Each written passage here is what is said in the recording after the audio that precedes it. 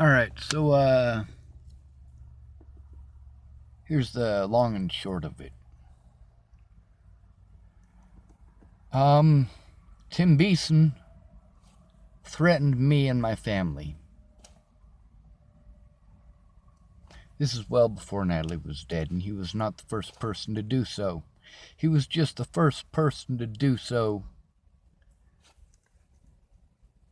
that I could prove. Everybody else had done their shit in person. With Tim Beeson, though, I could prove that he threatened my life and that of my family. And that I was trying to be nice to him. Matter of fact, I even thought at one point that he was a victim of Natalie's as well. That maybe,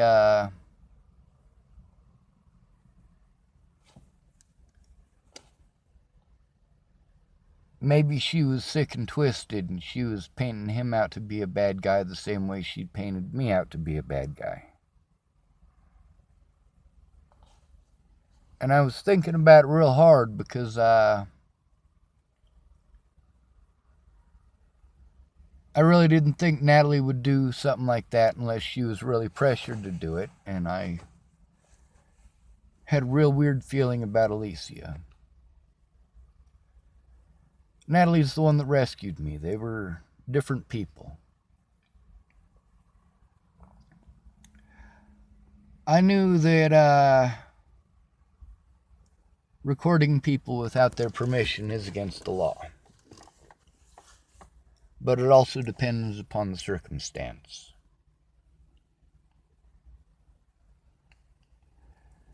Tim Beeson is not the only person who threatened my life.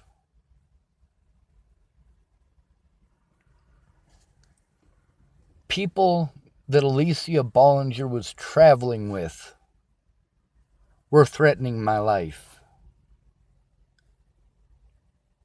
People who Shelley was organizing pages with on Facebook were threatening my life.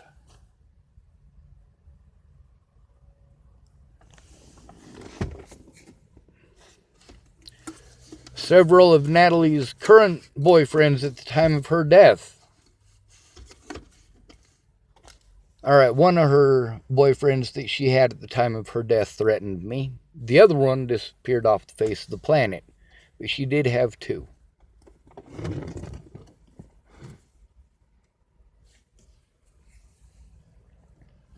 When they wouldn't take pictures of what they did to my wrist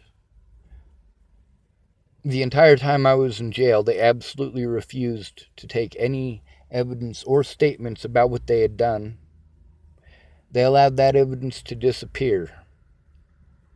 For the most part, because Darren O'Connor did get pictures of my wrist. It still had bruising on the outside of it here. And it still had the two cuts in it against my bone right here, where the cuffs were dug in. You guys wonder why I fucking reacted the way that I did? I was being fucking hurt. And I didn't actually assault them. They actually assaulted me. Literally, Officer Lolatai assaulted me 3 times within like a 5-minute period. He assaulted me by lifting me off of the floor by my wrist. Then he assaulted me when we were going through the door, and he twisted my wrist in those cuffs and started lifting my arm above my body. Above my shoulder. That's excruciating, and there was no need for it. They escalated the situation. They should have been able to tell right from the start what the hell was going on. Now look at Sword and Scale, episodes 109 and 110. That needs to be introduced in every one of my fucking court dates.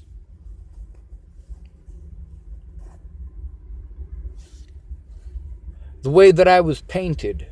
Also, Mike Boudet needs to turn over the original copy. I have evidence that his friend Josh, who took my interview, stated that his boss made him delete our interview. This man was supposed to give this interview to the police and not release any of it until after they caught Natalie's killer.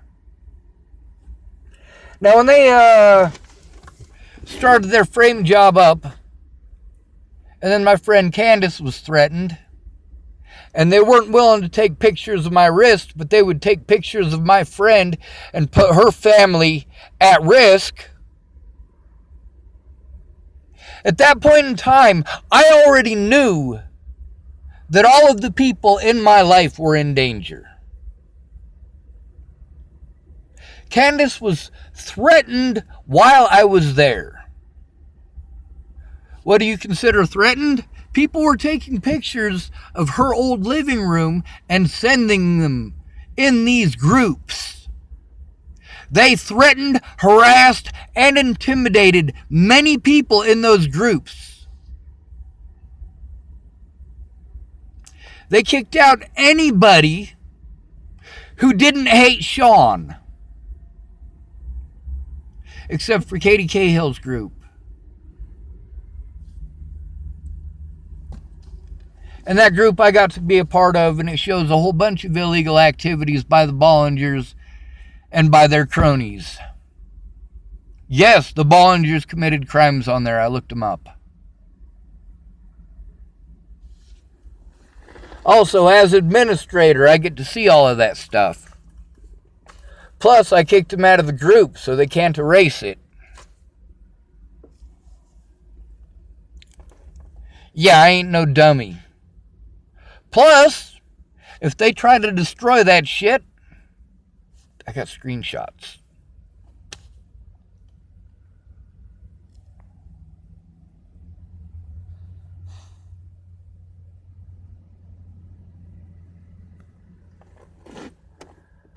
I know that everybody that I exposed is going to hate me. I also know that the potential long-term outcome is a change in the laws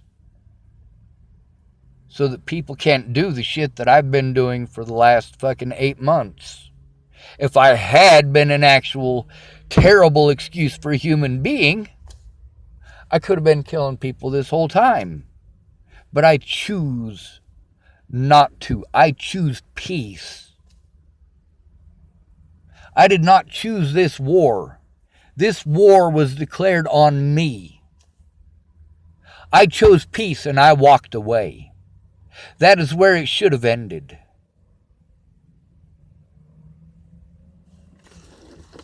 I used to look out for everybody. When I needed a friend, Natalie showed up. Natalie and Maddie. Natalie was 18 years of age. That's a legal adult.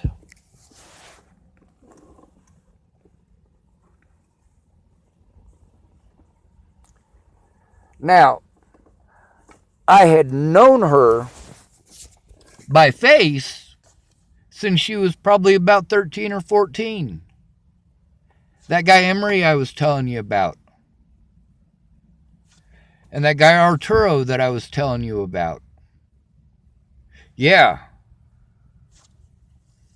You should ask Alicia about that.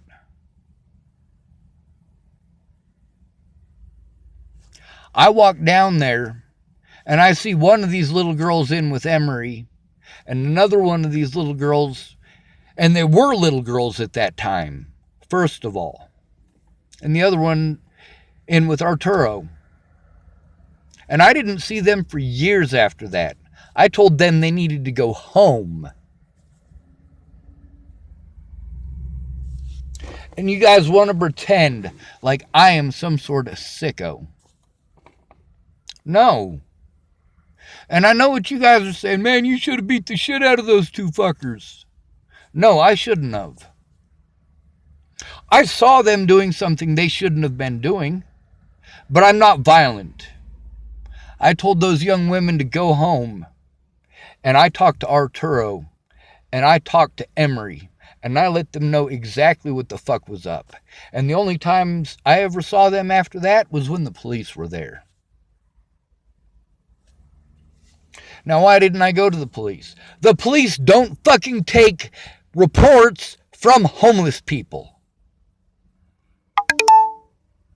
Especially if that homeless people has a penis.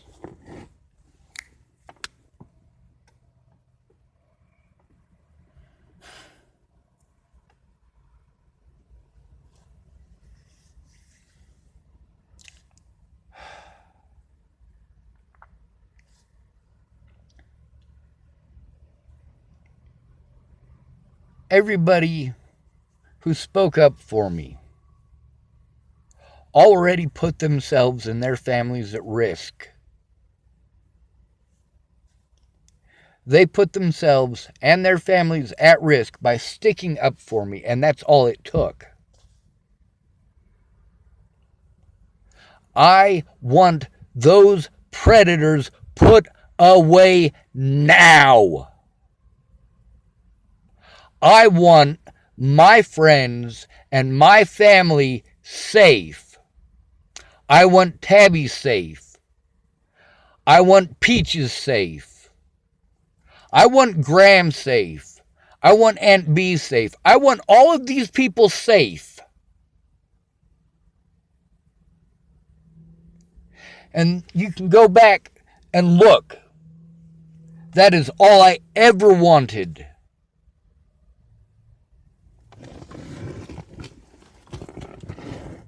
All of this is because I needed people to leave me alone. I did not do those things, and I know who did. Alicia needs to be put on the stand in front of me legally. None of this illegal bullshit that they have been pulling for the last 2.5 fucking years. Why the fuck do you think I've been speaking out? Why do you think there has been such a drastic change in who I am? I don't have joy in my life because I don't get to see my fucking friends.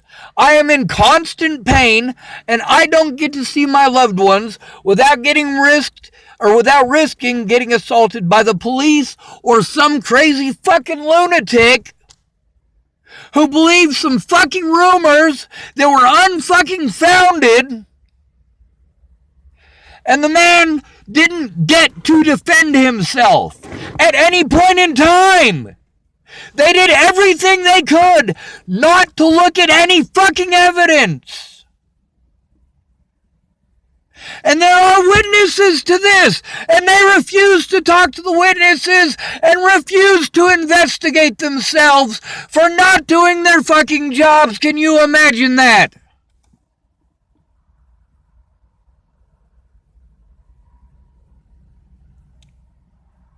It's a fucking joke. I was distraught, and those officers pushed it to the point that they were assaulting me. That is unnecessary fucking force.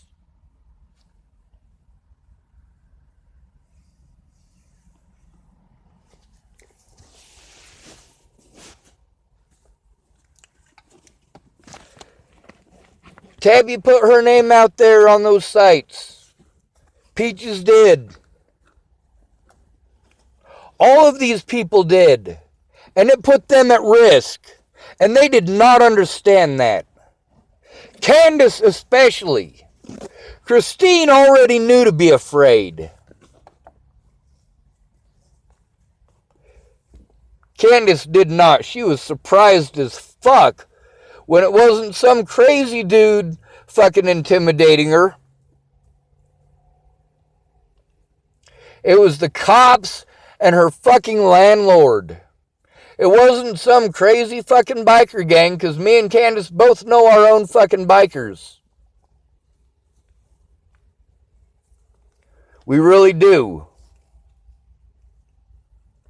The bikers I know offered to do some pretty fucked up shit, and I told them no.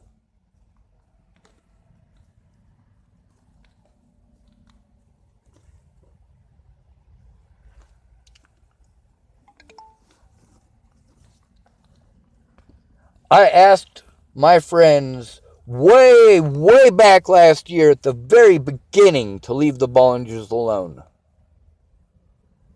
But these fucking cronies wouldn't leave me alone over rumors of shit that I didn't do. I didn't murder Natalie. I didn't stalk her. I didn't fucking rape her. I didn't molest her. I did none of those things. And I knew that because of the shit that was said about me, that people were going to be really fucking mean and make really shitty assumptions, just as they had been doing.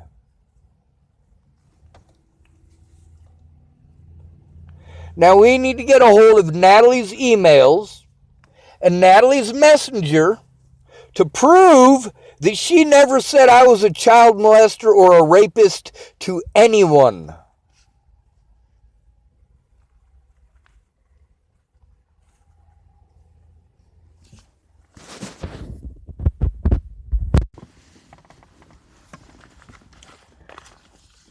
If everybody I love hates me, at least it'll make them safe now, won't it? Dumb motherfuckers.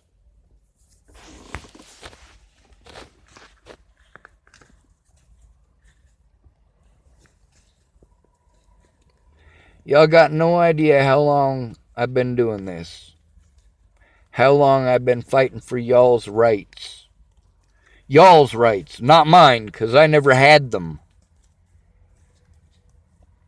I've been fighting for rights that you have. Your rights. Where we should have equal rights. I should be just as human as a black man, now shouldn't I? Am I less of a human than a black man because I have autism? Am I less of a human being than a black man because I have Tourette's syndrome? Am I less of a human being than a woman because I have ADHD?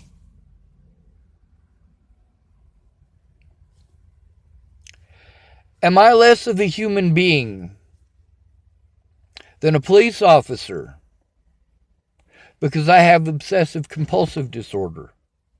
I don't like stepping on lines. I touch door handles weird and all sorts of other stuff weird. I'm sorry. But that is a completely different thing than fucking being obsessed with another human being and stalking them. If I was obsessed, I would not have left. I would have stayed there in Virginia and fucking stalked her. I didn't. If you look at every single thing since I left Virginia, everything that she typed to me, everything that I typed to her and her sister and Maddie, and those messages, I have them screenshotted too. It shows that I didn't do any of the things that would make me a stalker legally. I didn't have any clue where she was, and I didn't fucking care. I assumed she was in Virginia. I drove 1,700 miles away. You put my friends at risk for that. Then, the quickest route and easiest route for me to travel from Ken and Leah's to Miss Peach's house is up Zuni. Because that address was on that fucking protection order. My easiest route automatically became, hey, let's be paranoid because he's walking up that. I hardly ever walked up that. Matter of fact, I only did it twice. Once the day that I got the protection order, it was supposed to be Natalie there. She was going to put a stop to all the crazy. I'd asked her to meet me at the police station, let her know that I would feel more comfortable there. But if you look at that, never once did I ask her where she was at. I wasn't stalking her.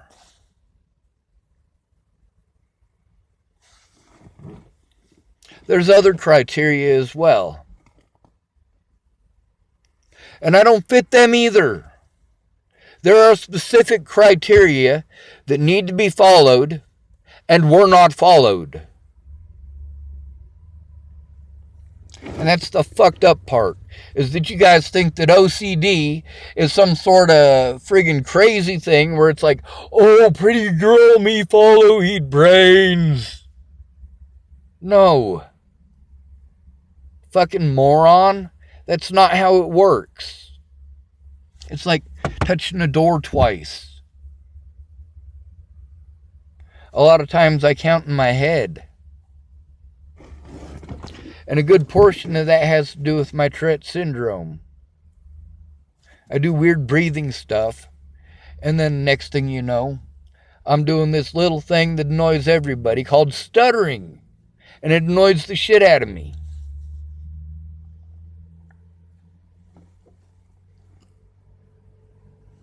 But I have to control myself at all points in time. I can't let people see that I have Tourette's, so they assume I'm on drugs. I can't let them know that I'm autistic, or automatically I should be supervised with a football helmet. Like, holy fuck, people. And you put my friends at risk over that? Because you wanted to make bad assumptions over things that you never took the time to understand? I don't care if all of my friends hate me for exposing them. They were already at fucking risk. Thank you, police from across the state of Colorado, for that.